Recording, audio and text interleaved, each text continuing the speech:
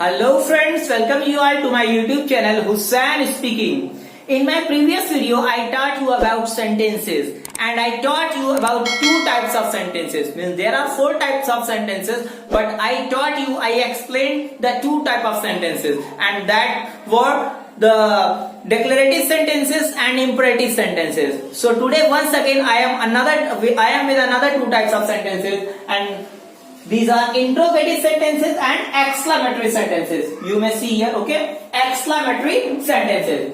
So चलिए आइए इसके बारे में पढ़ते हैं. Interrogative sentences की अगर बात करें, so a sentence that asks a question is called an interrogative sentences. यानी एक वाक्य जो प्रश्न पूछता है आपसे, कोई वाक्य जिससे आपको लगे कि कोई प्रश्न पूछा जा रहा है, कोई सवाल की यानी कि उसमें झलक आए, नहीं समझ में आए, तो वो इंट्रोगेटिव सेंटेंसेस है. जहां सवाल की बात हुई नहीं कि वो इंट्रोगेटिव सेंटेंसेस हो जाएगा. ठीक है, so that's the definition. A sentence that asks a question is called an interrogative sentence. एक वाक्य जो प्रश्न पूछता है वो क्या कहलाता है? इंट्रोगेटिव सेंटेंस कहलाता है. For example, where are you going, what are you doing, okay, how are you, why are you not going to your school, like that. Okay, so many examples are there. ठीक है, here are where are you going and what is your purpose. Two examples are there. Okay, उसके बाद देखिए लिखा हुआ है note करने वाली बात यानी ये है इंट्रोगेटिव सेंटेंस के रेफरेंस में, यानी कि when declarative sentences are converted into interrogative sentences certain changes take place. ठीक है, जब डिक्लेरेटिव सेंटेंसेस को इंट्रोगेटिव सेंटेंस में बदला जाता है तो कुछ बदलाव होते हैं. ठीक है, सर्टेन चेंजेस टेक प्लेस, यानी डिक्लेरेटिव सेंटेंस कोई चेंज करके क्या कर दिया जाता है? इंट्रोगेटिव सेंटेंसेस में कर दिया जाता है. ठीक है, जैसे I am a teacher, am I a teacher, so verb, modal verbs, helping verb, ये इन सबको चेंज करके इनकी पोजीशन को क्या कर दिया जाता है? डिक्लेरेटिव सेंटेंसेस को इंट्रोगेटिव सेंटेंस में बदल दिया. जैसे देखिए लिखा हुआ है आई कैन जंप, तो आप क्या कहेंगे? आई कैन जंप हमने आपको पहले बताया था, जो अफर्म करे, स्टेट्स करे, कुछ कहे, कंफर्म करे, यानी अफर्म यानी कंफर्म यानी तरह से बताए, तो क्या है? वो डिक्लेरेटिव है, वो DECLARATIVE. तो ये जो टाइप ऑफ सेंटेंस, ये कौन सा टाइप ऑफ सेंटेंस है? ये डिक्लेरेटिव टाइप ऑफ सेंटेंस है, जिसको मैंने आपको प्रीवियस वीडियो में पढ़ा दिया था. ठीक है, अब इसी डिक्लेरेटिव सेंटेंस को देखिए हम चेंज करके इसको इंट्रोगेटिव में कर देंगे. आप देख रहे हैं यहाँ पे कैन है, इसकी पोजीशन को यहाँ पे ला देंगे और ये आई जो सब्जेक्ट इसको यहाँ पे ला देंगे. देख रहे हैं ये चेंज हुई खाली. ठीक है, यानी ये ऑक्सिलरी वर्ब है. ठीक है, इसको क्या कर दिया मैंने? I can jump, can I jump. ठीक है, तो यही जो वर्ब होता है, मॉडल है, ये क्या होता है? चेंज हो जाता है. The auxiliary verb changes its position and comes before the subject forming can I jump. देखिए जब इसकी पोजीशन चेंज हो गई, आई कैन जंप, मैं जंप कर सकता हूं, और वही बात यहाँ पे कैन पहले आ गया, कैन आई जंप. ठीक है, तो क्या हुआ? सब्जेक्ट से पहले क्या हो गया? वो आ गया ऑक्सिलरी वर्ब. तो उसने क्या फॉर्म किया, क्या निर्माण किया? एक नए सेंटेंस, इंट्रोगेटिव सेंटेंस का यानी कि निर्माण कर दिया. कैन आई जंप, क्या मैं कूद सकता हूं? ठीक है, तो समझे आप. उसके बाद देखिए an interrogative sentences can be a WH question and begins with words like when, why, who or how. ठीक है, तो एक प्रश्नवाचक वाक्य जो होता है वो क्या? WH. So there are two types of interrogative sentences. One type in which we get the answer. हमको जवाब मिलता है yes or no में. Okay, we get an answer in yes or no. Are you a student? No. Okay. Are you hungry? No. Are you a good person? Yes. Like that. तो आप yes या no में जवाब दे सकते हैं. और वही चीज अगर लेकिन आपको अगर कहिए why didn't you attend school, तुमने स्कूल अटेंड क्यों नहीं किया, तो आप यस या नो नहीं कर सकते. You have to give response. आपको कारण बताना पड़ेगा कि क्यों नहीं आपने स्कूल किया, क्यों नहीं आप इसने स्कूल का क्लास अटेंड किया, क्यों नहीं आपने स्कूल अटेंड किया. Okay, why were you not present today, आप आज उपस्थित क्यों नहीं थे.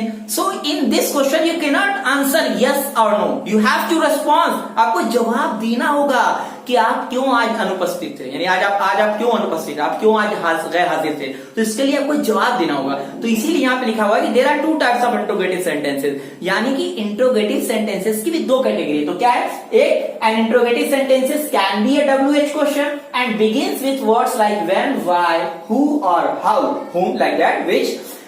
और सेकेंड है an interrogative sentences can also be a question which can be answered with yes और नो.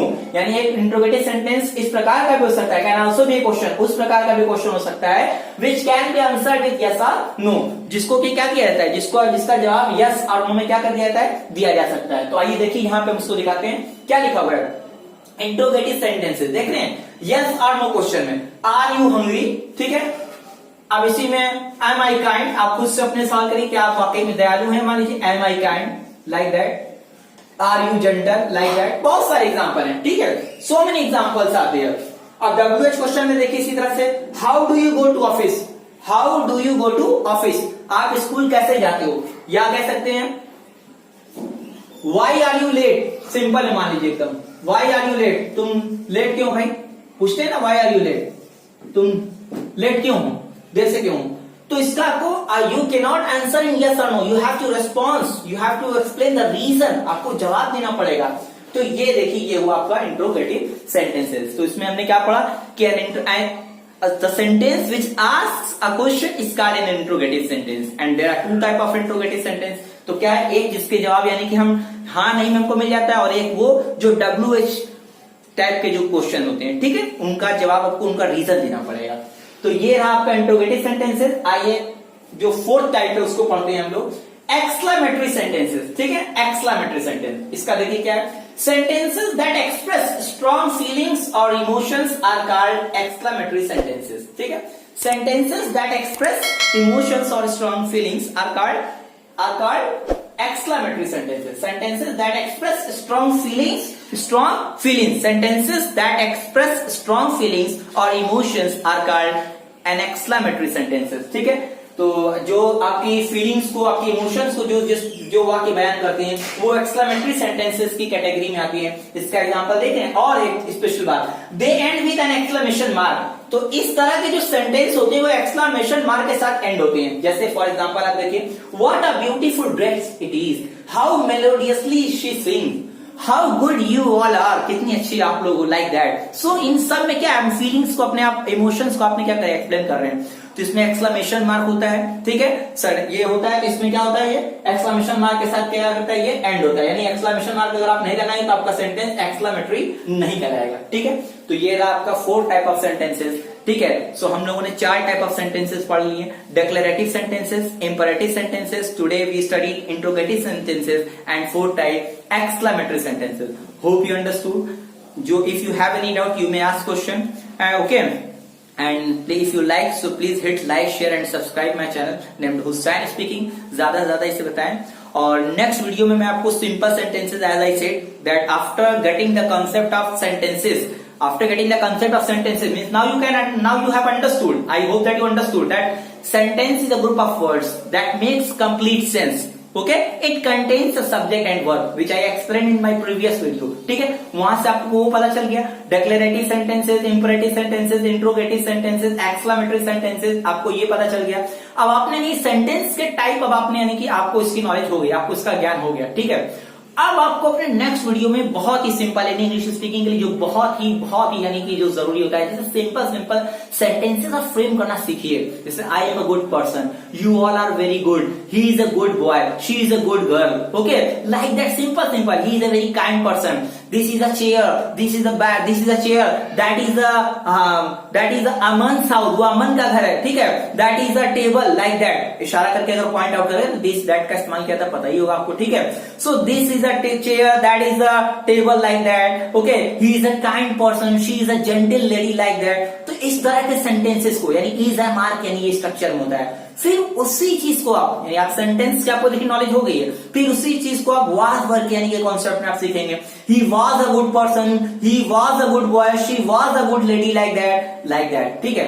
तो इस तरह से जब आप इन सारे सेंटेंसेस को बोलेंगे, you will practice it, okay, लगातार फ्लुएंट में, फ्लो में बोलेंगे, तो एक ऑर्डर में स्ट्रक्चर इंग्लिश यानी कह लीजिए, तो आपका जो इंग्लिश का जो एक स्ट्रक्चर होता है ऑटोमेटिक वो आपके अंदर पैदा हो जाएगा। And it's your duty to repeat the sentences, to frame some sentences, to frame some sentence or अपने अंदर to form an interest within you that yes I have to do this, हाँ हमें ये करना होगा।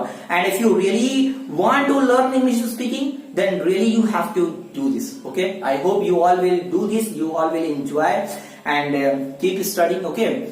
Nothing is impossible because the word impossible itself says that I am possible। So please study regularly and hope I will upload my next videos as soon as possible। तब तक के लिए खुश रहिए, have a nice day you all, और like करते हुए subscribe करें please, okay, please hit like share and subscribe.